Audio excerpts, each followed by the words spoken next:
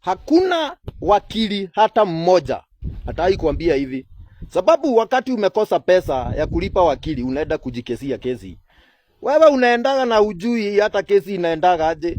So, wewe kwa wako kaakili kako kanakwambiaga wewe uende ukatae. Ukiambiwa uulize maswali ujui maswali inaulizako aje. Wacha sasa nikwambie hii siri. Inakuwaga hivi. Wewe ukifika kwa koti, wewe husemagi uendagi kusema ati sio wewe. Hapana, kesi ni kutomboa mashimo kwa ile ushahidi yenye imetolewa upande wa mlalamishi.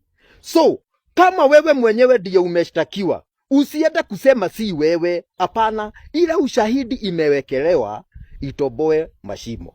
For example, mtu akikwambia ya kwamba ni neiba yako na maybe pikipiki yake ilipotea usiku, na maybe anasikiaga ulikuwa mwizi kitambo, anakususpect wewe ni mwizi. Si kusema si mimi, unafaa umuulize, wakati pikipiki ilikuwa inaenda uliniona? Hiyo ndio sababu.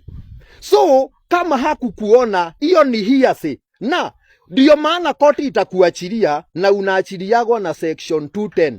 Inakuwaga aje? Benefit of doubt. Kesi imekuwa na doubt, so doubt ndio kutoboa mashimo kwa kesi.